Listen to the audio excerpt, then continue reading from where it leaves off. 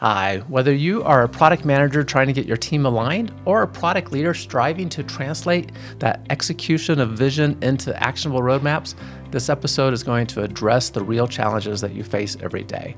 You'll hear from a leader how he has built high performing product teams and grown organizations across different industries, from taking autonomous vehicle tech company AI through a $1.8 billion IPO while launching products across automotive and defense markets, to scaling Exojet into one of the fastest growing companies in aviation history. He's worked with over 40 companies as a private equity operating partner at TPG and now coaches 50 plus CEOs through his Pinnacle Performance Elite Mastermind. His career started in tech at Sun Microsystems and Autodesk and has spanned hardware, software, and services. If anyone knows what separates high performing product teams from the rest, it's our guest, and that is Blair LaCorte. Also, if you're listening when you watch our video discussion instead, go to our YouTube channel. Simply search for Product Mastery Now on YouTube. Let's jump in right after this. How can you unlock your full potential as a product manager? We're sharing the product management insights you need. They are based on the 7 research-backed knowledge areas for product mastery. You'll learn to create products customers love, enhance your influence, and elevate your career. Welcome to Product Mastery Now, hosted by Dr. Chad McAllister, product management professor, practitioner, and your guide.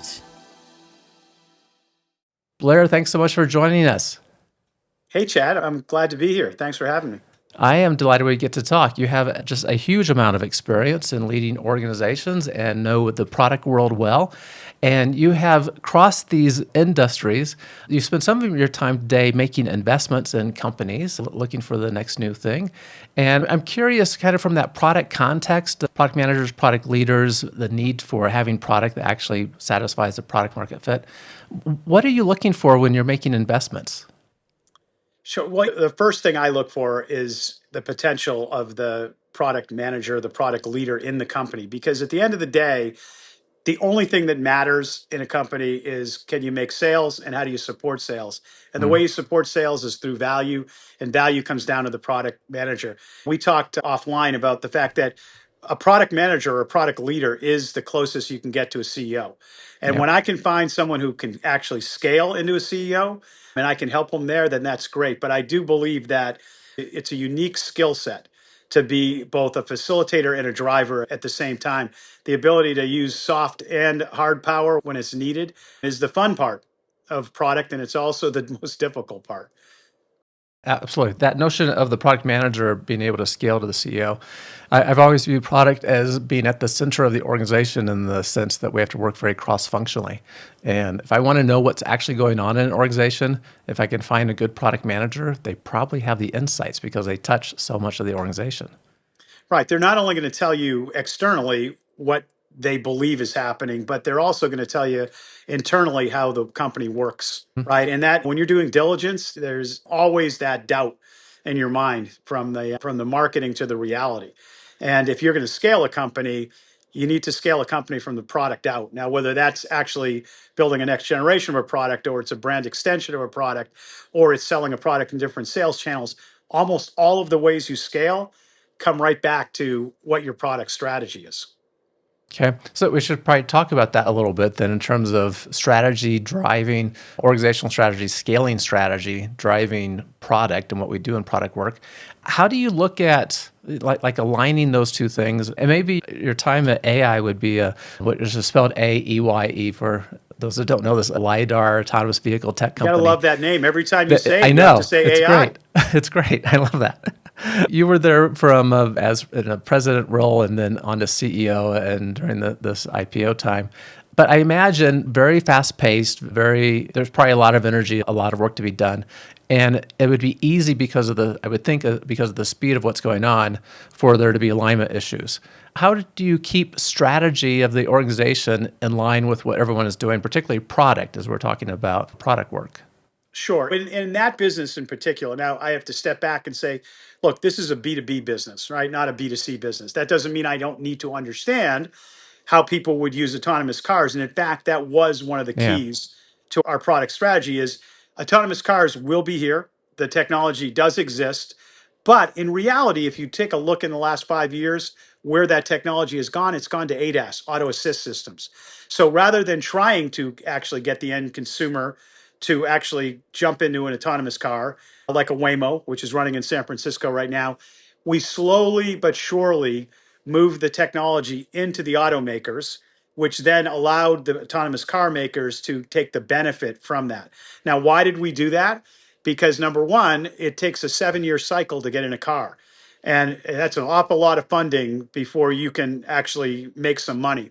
So you need to make some money in the short run. Secondarily, if you can actually work with car companies who are some of the best in the world at process and quality, then you're much more likely to actually be able Mm. to arbitrage that experience into a contract manufacturer and ultimately into a product that's more consumer oriented, which is kind of where the market's going now, right? We're moving from B2B. You will see B2C type cars in the next 3 or 4 years. Okay. You share that as that this was a very predictable, easy to see plan, and maybe it was. Maybe you had auto experts involved at the time. But strategy doesn't always reveal itself so simply. Like we recognize that we have to Yeah. get into automakers to make this work. Give us the behind the scene look a little bit or how you think about that. Sure. And again, this is all about opinion. I used to love biographies when I was younger because it made Hmm. me think and it made me realize that there's a lot of different ways to look at things. And depending on who you are, you will look at things differently. So I'm going to tell you the way I look at it. That look, I love brainstorming. I love expansion. I love business development. I love looking at new markets. I love looking at new products. But that is just what's called brainstorming. Strategy is about saying no. Hmm. That's the reality. And as a product manager and a product strategy, it's about saying no. The only companies that win are companies that focus on what's important, and the only products that win are products that make those trade-offs to what do I have to get out in this version to actually create enough value, to get enough traction, to get enough budget so that I can go on to a second version. So if there's one thing I can say to you in this podcast that has been very consistent through whether I was in B2C or B2B, it's that a great CEO and a great product manager knows how to actually say no and how to focus. And they know how to pivot when something isn't working. Right now, that's tough because you can't pivot every day or your team's head blows up. But you can't be also afraid of realizing that you're wrong. Right. And when you know you're wrong, every second that goes by from that point in time costs you money and it costs you credibility. Right. So, strategy for me is really about saying no. So, when you ask about AI, our strategy at the beginning was we will actually take a different tack than most other people did on autonomous cars. We'll 100% focus on LiDAR. And the reasoning behind that was our experience in military. We had been building autonomous products in the military for many years. And in fact, we've been building laser products. Laser products, the Mark II gun with a little red dot that you see on TV all the time was the first real use of lasers.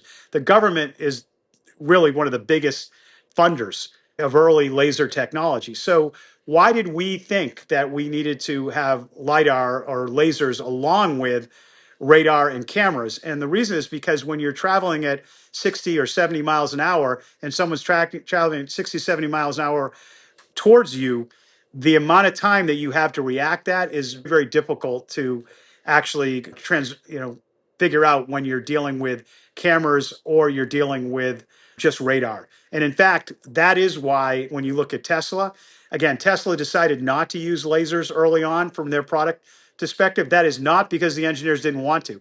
It's because their business leader, who was right, said it's $15,000 per car. There's no one going to buy it. It's a consumer car, not a B2B car. So Elon Musk said no to lasers, even though the engineering team wanted to, because he was never going to get it into a consumer car in the short term because he was ahead of everyone.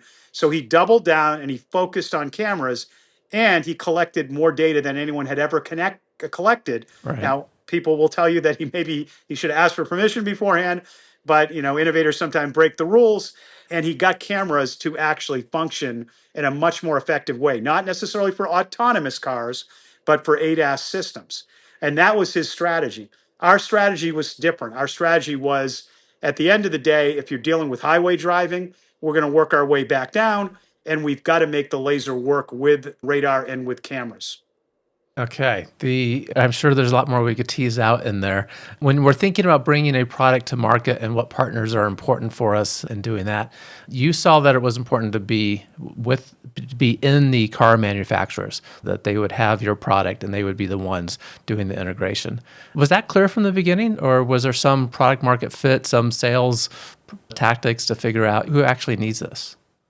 Well, I mean, it's every industry has the same thing that you go through. Is this a brownfield? Is this a greenfield? Is this a retrofit? Is this an OEM type of product? We felt like that a product that interacted with safety the way that these ADAS and autonomous systems do, that you were either going to have to build your own car like Tesla did, or you were going to have to go and be a product of the OEM. So when you looked at our strategy to go public, we had more car makers as our investors than everyone else in the industry combined. We had Subaru, we had GM, we had Continental, which is one of the largest integrators that they build the cars for people. We had Hello, which is another one of the largest integrators.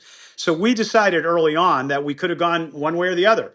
We could have gone to work with someone building their own car, or we could have been the alternative for people who weren't going to build a completely new car but wanted to retrofit. And again, it sounds very obvious, but sometimes business is obvious. It's about patterns. Our goal was to actually enter the market through car makers and then to basically take the technology and enter other markets like construction or defense, or a huge market in the US, which you would not think of, is intelligent traffic systems, Hmm. right? All of your stoplights and all of your crosswalks, they're all using cameras and radar and now LiDAR to become smarter so they can either manage the flow of traffic or they can increase safety for pedestrians. So, again, spatial analysis can be used to drive a car, spatial analysis can be used to manage a city. There's actually buses today in San Francisco who use cameras and LiDAR to actually see who's parked in bus stops, right? So that they can actually put out tickets and that they can move the cars away. So spatial analysis is a big part of the future, and the only way you get spatial analysis is with camera, radar, and lasers. Okay. I wanted to ask one more strategy question and then we'll talk about some other things. But strategy is pretty important for us product people because we need to align the work that we're doing with what the organization's objectives are, right? And so knowing what the overall strategy is to get us down to our work. Given your experience in this area, I am curious what you think of Waymo's strategy in building their own cars. I guess they take a Jaguar platform, right? And they add a LiDAR to it and other equipment. It's a different approach that is more challenging to scale.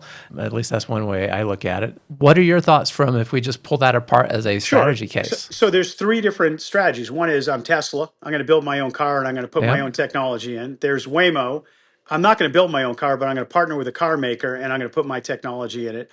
All right. And then there's what AI did, which is I'm going to build some world class technology. I'm going to white label and OEM it and work Hmm. with separate car makers to customize and put. I'm not saying any of those are right or wrong. They're different ways to approach the market. I have my opinion of why Waymo did what it did. I don't believe Waymo thinks they're a hardware company, which is why they don't have to build the car. I think they wanted to get in this business from a data business and AI business.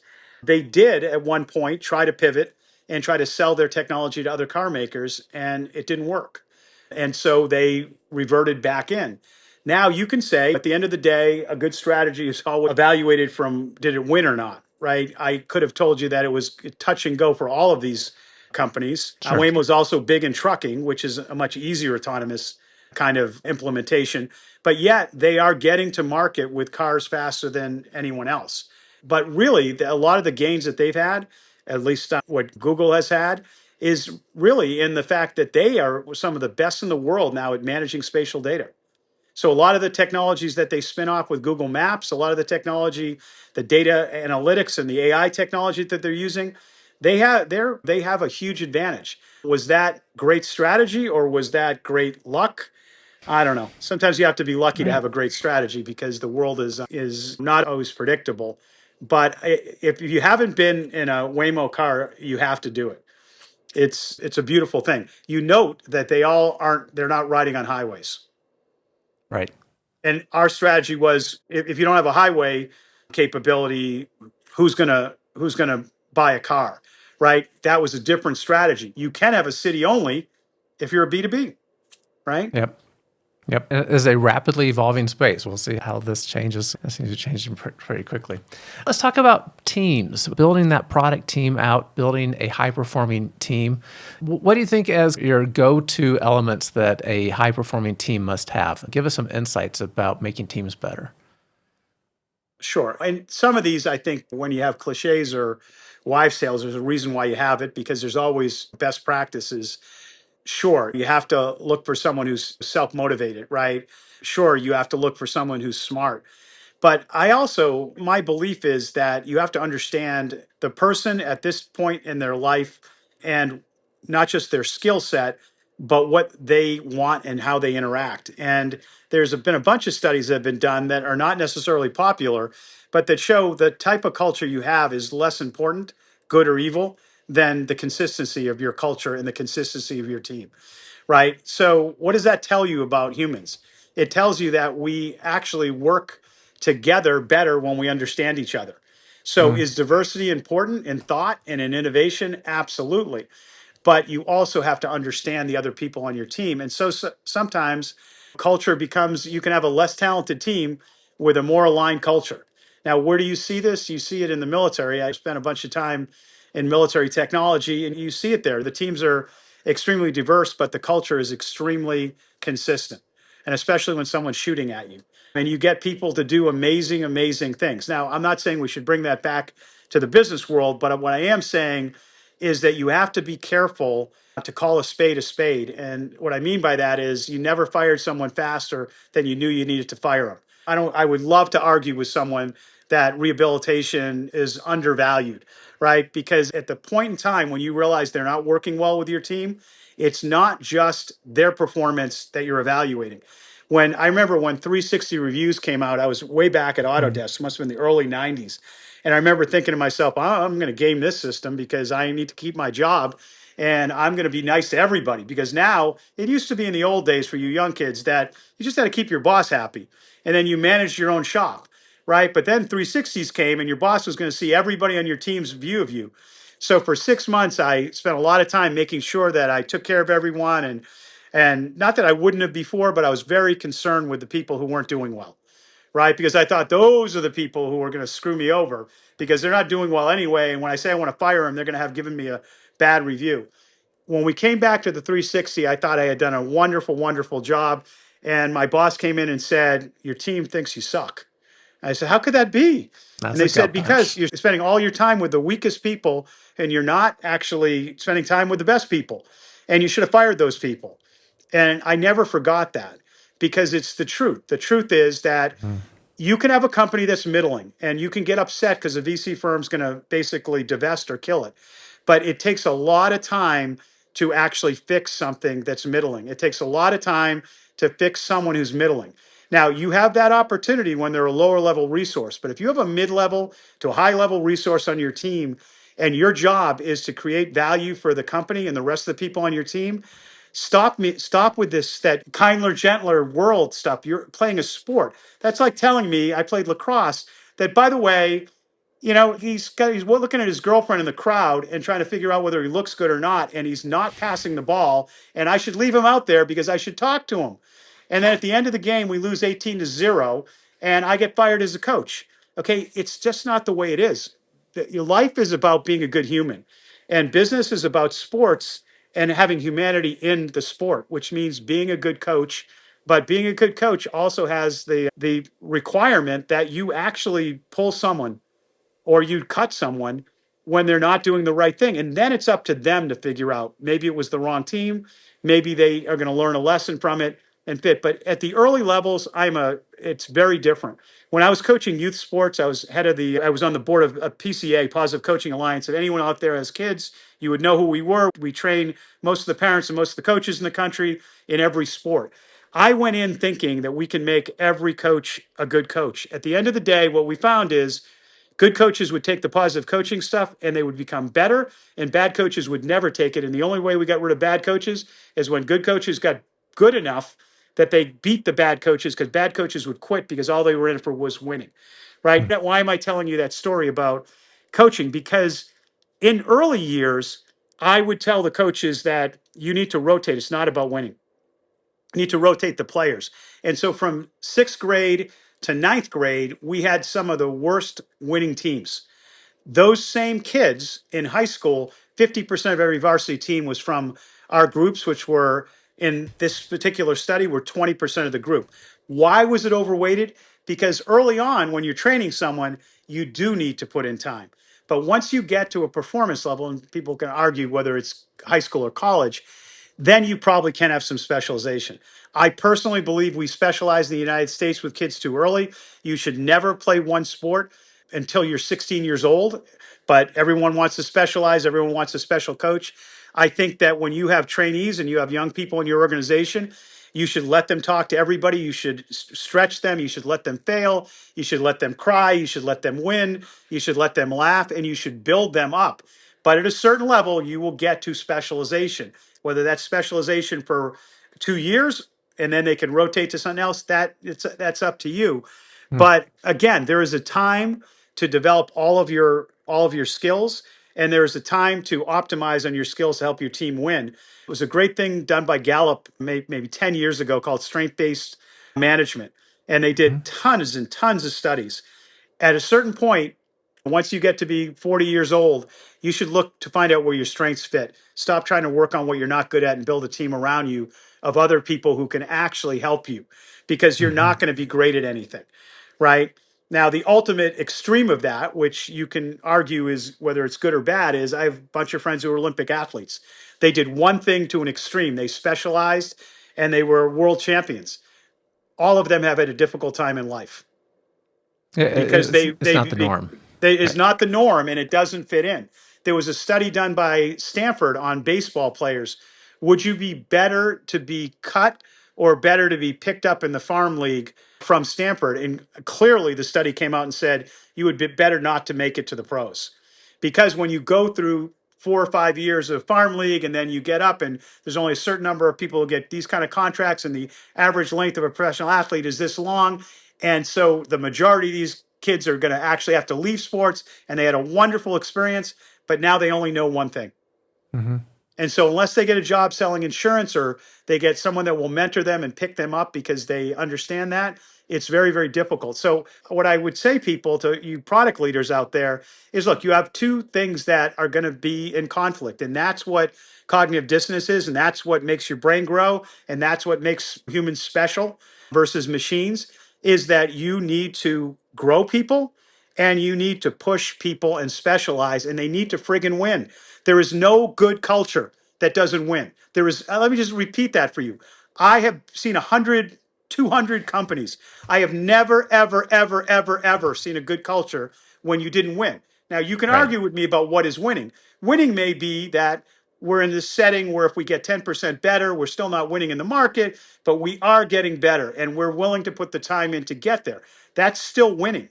But if people don't feel like they love their team and that they're making progress as a human or with that team, there is no good culture, right? And so we just got to figure out what that is, and that's the burden as a leader.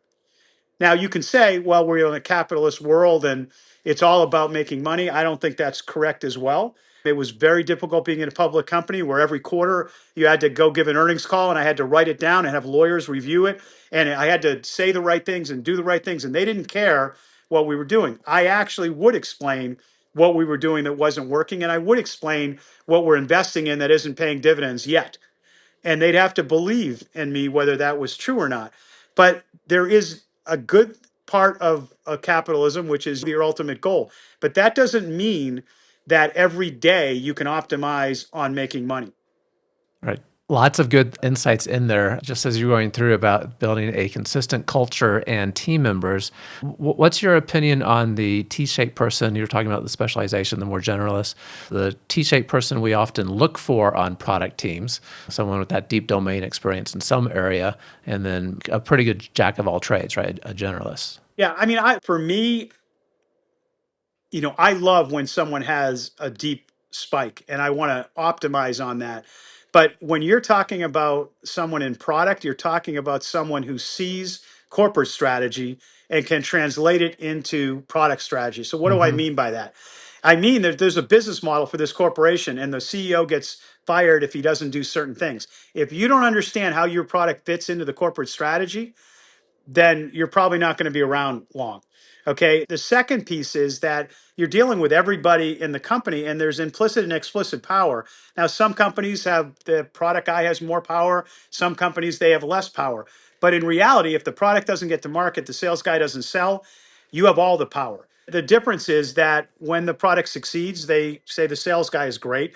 When the product doesn't, they go back and assemble it and say the product guy didn't get the quality guy to do something.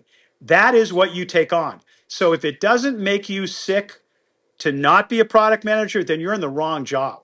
A product manager job is a job for a certain type of person, right? Who loves that ability. They know that they're doing something every day because people aren't going to Right. tell you. And they have to be able to have that cognitive dissonance between helping someone and having expectations of performance for someone, right? Knowing when to actually be soft and when to be hard. And if you don't do both, you can get lucky, a market's growing but over time you have to know when you're going to actually push someone harder, and actually aggression is probably the wrong word, but the ability to focus them and to do it in a way that gets someone's attention, right? You can do it in a nice way, you can yell and scream. I spent a decent amount of time with Jobs, and he wasn't necessarily always the nicest person. But Hmm. when he was focused on a subject, he really was focused on a subject. And there's an old saying, I don't have to be right, I just have to get it right. He didn't care if he was right, because at the end of the day, he knew something magical. If some other person would convince me they're right, I'll just actually take that on. Now, whether you give them credit for it or not is really irrelevant. If we win, we win as a team. Right. So you have to actually have that feeling that you don't have to be right, you just have to get it right. And as a product manager, getting it right is getting the product out the door. Not always getting the product that's perfect, but getting it in a place where that the sales guy can actually sell it and the customer can actually get value. Because if the sales guy can sell it and the customer doesn't get value, you don't get any upgrades and you get caught eventually. You've got to get it out enough out there. A dirty secret of my career is I don't think I've ever used a product that I've ever made, ever. And I know I've never used a product I have a patent for. I'm really not interested. There are different types of people. There are people who eat Right. their own dog food who love their products. I never really loved my products as much as I love the people who use my products. And so if I could go to a focus group and I could figure out what to do and I could help translate that back to the guys who were building it, then my job wasn't to use the product or build the product. My job was to let these guys understand what was really, really happening. One of the great product successes we had at Autodesk was to build a system that no one wanted to build. It turned out I took over this one division and I started to ask what people were doing with the product, and 20% of them were mapping. Well, that's not CAD. It's not computer aided design. We weren't designed to use maps. So you can either say, well, let's ignore that, or maybe we have a market out there that our product is so good that they need to use it. They're willing to put up with bullshit that it's not even, there's no tools. We have to map it on our thing. And we ended up building this Autodesk mapping extension. And it was the basis. It's, if you counted it at the time, it would be the second largest GIS company. And it was a precursor to Google Maps and everything else. Why? There just happened to be a bunch of people out there who really, they didn't want to keep drawing maps by hand. Right. It, pretty You, simple you, value you found a proposition. segment in your existing customers that had a slightly different problem, right? And they were Right. just using your But it tool. wasn't the guy who was building the machine and mechanical, and it wasn't the architect who was building the Right. building, which were really big markets. But it turned out that $300 product sold more products than all those other products. I mean, again, lower price point. But that was a real need. So for me, that's the high I get, is that when I can see that someone uses it and says, I love that, then I know I've done my job. Now, I know there are product managers who also love the product themselves. I'm just saying you can be who you are. There's Mhm. different, but you have to build a team around you that compensates. Play to your strengths, build the team to fill in, get the team that is doing everything right together to win and to satisfy the customer. But The doesn't that sound like sports again? Yeah, sure, right. It's And, just and your business analogy is of just a wanting to sport. have, yeah, you want to build the winning team, Right. And I remember as we talked about this, a mentor in my life talking about, Chad, you got to build the winning team for your product team. And if you got to cut someone, you got to cut them. This sounds very familiar to me. So, But I'm going to pass this on, and if 5 people pick it up and say I will use this, this had a massive impact on my life, for me and how I feel about myself. And it was done, I wouldn't say on a lark, but it was done on an instinct. I decided at some point, and I think it was when I took over Exojet, that if we were trying to restructure the company. Now, people will always say, "Look, you've done restructuring, you've done growth. Which do you like better?" They're the same thing. They're the same thing. When you're doing a restructuring, you're coming in, you're probably going to replace 60% of your staff, but you've got to figure out how they got there, what works, what doesn't work, who's good, who's not, and what the business model is that you can actually use to rescale. When you're doing a growth company, you're probably going to get rid of 60% of your executive staff because they wouldn't need you if they could just keep growing. You're going to go back and figure out how they got where they are. You're going to figure out who's good, who's not good. And you're going to figure out how you actually double the size of the company. They're the same company. What I realized is that when you let people go, because in both of those situations, you're going to let people go. If I fired someone, or I fired someone, or my direct report fired someone, I would give every one of those people, because I would talk to them before they fired a direct report. I wanted to know why, because I figured I would learn about what's going on in the business. I said that you offer them that I will have lunch with them for 1 hour and I will talk to them. Now, that's an ugly proposition, because they're not going to be happy. They just got fired. right. And it's not going to be comfortable for me, because sometimes it wasn't me firing him, it was my direct report. But I would go into them prepared, and I would talk about why we felt the way we did, what we felt. I would make every manager tell me what were they good at, not what they're bad at, what they're good at, and I would give them our analysis. Now, some of the time they would disagree with me, but they would tell me all the things they thought was wrong with the company. Mhm. Thank you. I have to filter that, but you're giving me honest impact and you're pissed. Some of the time they would say that actually rings true.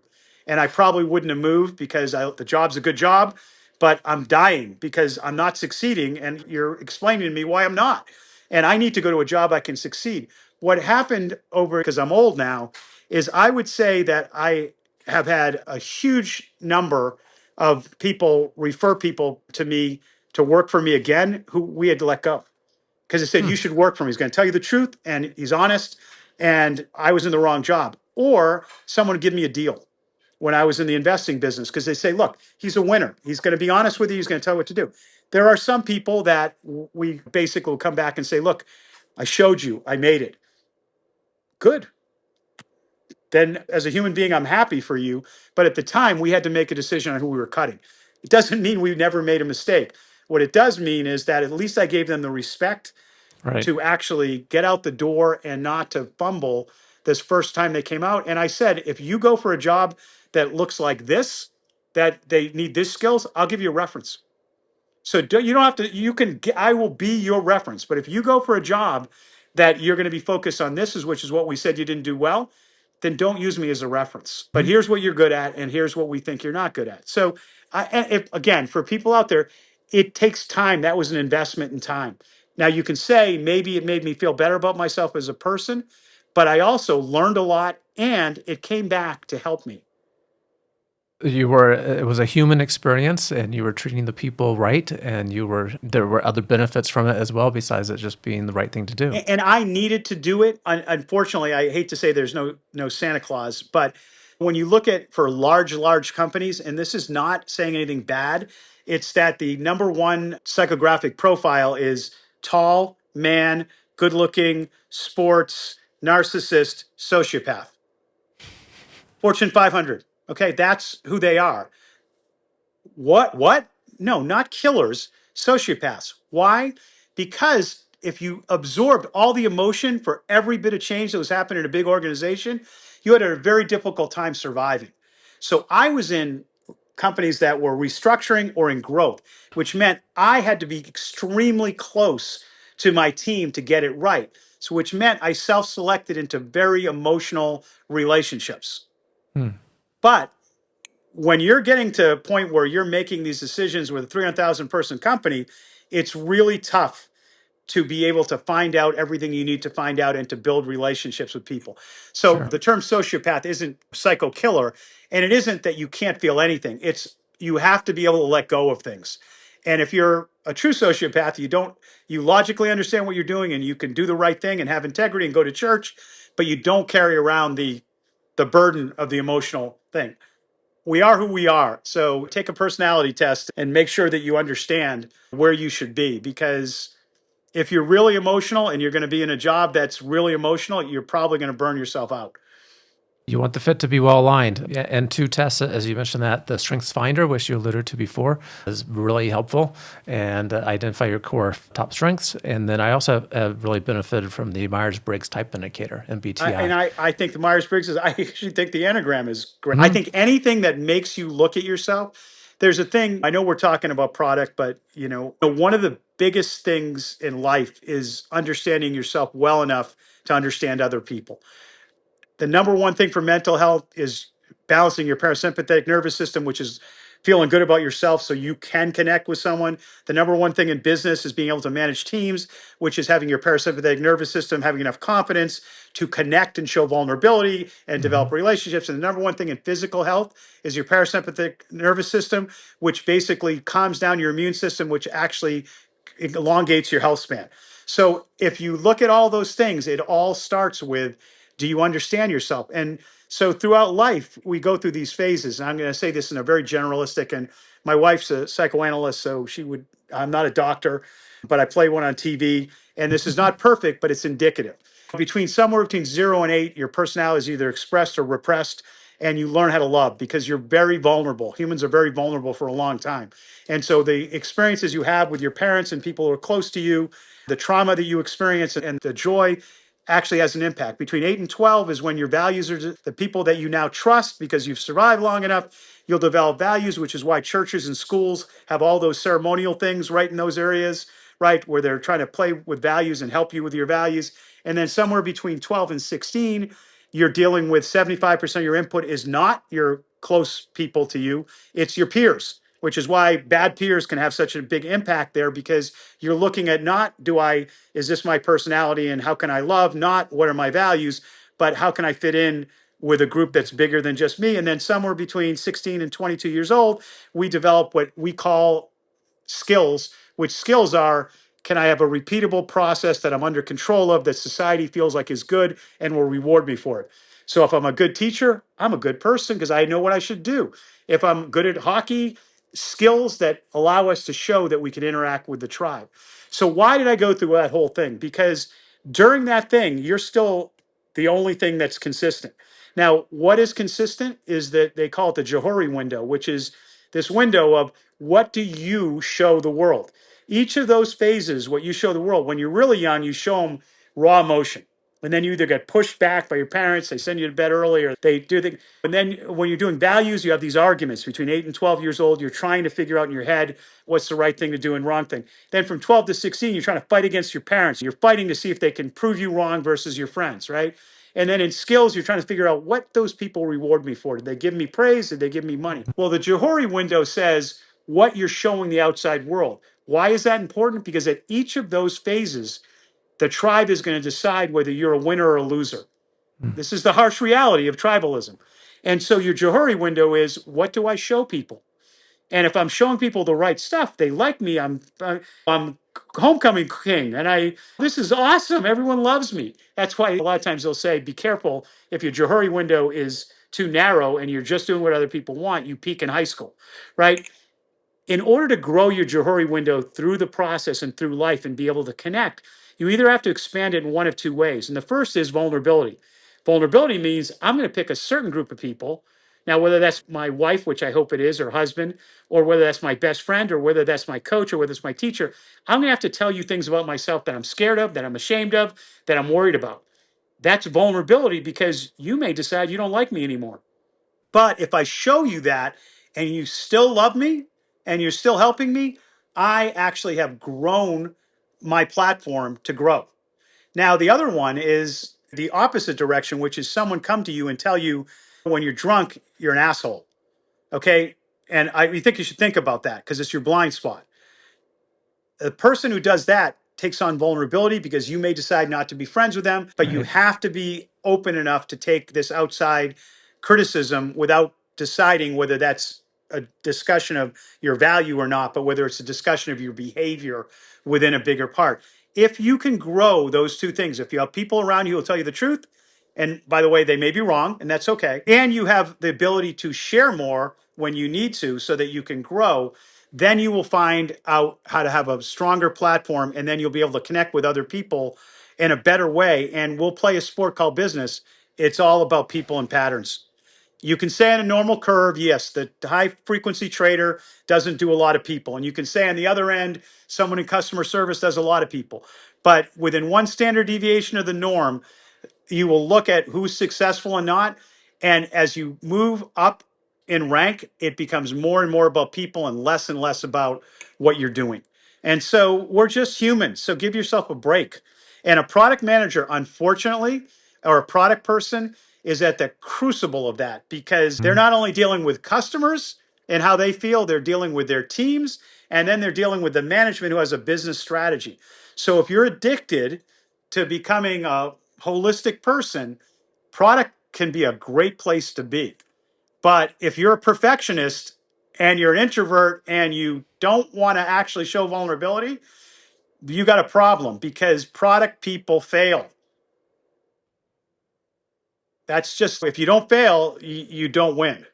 Yeah, and winning is, as you said, is what feels good in organizations, right? If you've been on a losing team, that doesn't feel good at And it's all. hardwired into us because your Yeah. amygdala looks for if you're going to get kicked out of the tribe. And what do you think it looks for? It looks for whether you're valuable. Hmm. So your internal mechanisms have to be aligned with that people believe you're valuable. And if it's just around doing a task, then you're very vulnerable. If it's around that you make everyone around you better, Hmm. then you become more valuable to the tribe. I Exactly. was talking to Tristan, who wrote the Social Dilemma, the movie, and Francis, who was the Facebook whistleblower. We're having this discussion late at night over beers, and we were talking about all the things that you can tell through social interaction. And one of the most disturbing was you can tell when someone's going to commit suicide within a week to 2 weeks beforehand. Facebook will never admit that, but you can tell. And the reason you can tell is the way that they are interacting and the information, not just looking up, can I commit suicide? How they actually change, the small changes in their interaction. And one of the big issues was around young women and young women in their image, their body image. And you say, oh my God, they're pushing that you have to be skinny. It's a little bit simpler than that. It's pushing that popular people are skinny and that the tribe only values popular people. And if you're not skinny, you're going to get kicked out of the tribe, which is the equivalent psychologically, subconsciously to death. If you're pushed out of the tribe, your subconscious perceives that as death That's because we're impactful. tribal beings. Yep. Yep. And you're trying to find your place in the tribe and what your value is. And Right, which so, is why for anyone who has daughters, it you can't impact that 12 to 16. The outside world is going to bombard them because they're looking for the input from the right. outside world. It's not that it's a problem. That is what usually happens. The problem is the outside world is extremely effective with social media, bombarding in a very acute way, which means that the 25% influence you do have and the ability to create a safe environment to hide in from that input is even more important. And you can't just do the normal things when you're dealing with your competition is against an environment that's pushing this stuff in. So it's around adaptation and being a parent, just like being a product manager, is you're not going to be perfect. You have intertwined and interweaved a number of topics, right? From strategy to team building to neuroscience to parents and raising kids, and they all fit well. So I have a friend Because that we're is, all human. So yeah, right. again, That's the let's thing, not right? confuse it, right? This Right. is every business. People always ask me, how have you been in like so many different businesses? Because they're all the same. They're only They have about people and humans, patterns. right? People and patterns. Now, it turns out that in the jet business, it turned out that you learn within the first 3 months that if you own your jets and you have to pay for them if they're not moving or not, then utilization becomes a big deal. And in fact, the key to utilization in a private jet is how many hours each flight is. Because Mhm. if I can fly two flights that are 1.5 hours, I only have an 8 hour duty cycle for my pilots. I have to do two takeoffs and two landings, which uses more fuel and increases my maintenance costs. So it turns out that the pattern in that business is assets, big assets that are financed that eat fuel need to fly longer flights because they're more efficient. That's it. Yep. Now, Right. the people issue is a bunch of people who are pilots who, if they don't fly, their life is over, very much like actors or actresses. They love to fly and they're that they will be reticent to change or to help you change because they're afraid of bucking the system. They just want to They fly. want to fly. So That's their motivation. there's a pattern. There's a pattern on business model, and there's a pattern on people. Now, when Hmm. you move to the autonomous cars, very different pattern. That car companies are designed around long cycles and around safety and about monopolies, and they don't like change. And so, therefore, even if you're spec'd into a product, you're not going to make money back for 5 to 7 years.